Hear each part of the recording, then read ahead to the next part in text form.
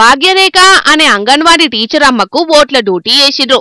ఓట్ల పండగయాల ఓపివోగా చేయాలనని ఉత్తర్వులు కూడా ఇచ్చిండ్రు అధికారులు. అరే ఇళ్ళ తప్పేంది అనుకుంటాండ్రు కదా, తప్పేందో చూడుండ్రి. అగో ఆ గోడకున్న ఫోటో ఆమెదే. షాకేన్రా మరి కారా? ఎన్నికల సంఘం దెబ్బకు ఇంటాయన కూడా అయ్యిండు షాకు. గమ్మత్తున్నది కదా.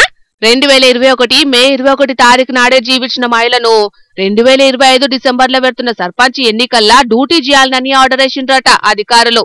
జీవించినోళ్ళ ఓట్లు కొట్టుడు పోకుంటే ఎవరినన్నా ఒకళ్ళు దొంగోట్లు ఎత్తారు గాని జీవించినామకే ఓట్ల డ్యూటీ ఎత్తే ఎవరొచ్చి చేస్తారోల్లా? మరిగ దీని మీద ఏమంటవే పెద్దాయనా? నా పేరు శశిగిరిరావు అండి, నాది రాపోలు. మా మిసెస్ భాగ్యరేఖ గారు ఆమె అంగన్వాడీ టీచరు.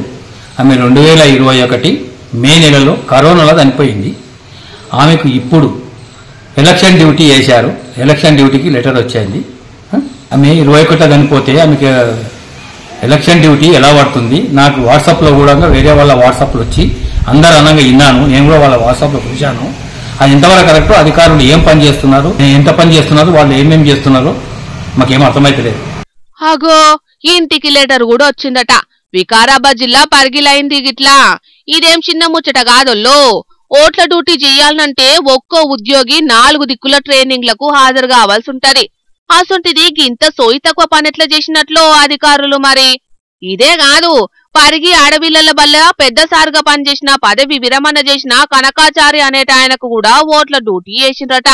ఈడొక్క జాగల్నే గిన్ని చిత్రాలంటే రాష్ట్రమంతటా ఇంకెన్నున్నాయోనొల్లా ఇసొంటి చిత్రాలు. వికారాబాద్ జిల్లాలో జరుగుతున్న ఎన్నికలను చూసుకునే అధికారులు చూసుకోవాలి కదా సార్లు. మీ పనితనం చూసి జనాలు నవ్వుతున్నారు కాబట్టి జర ఇప్పటికైనా చూసుకోండ్రే.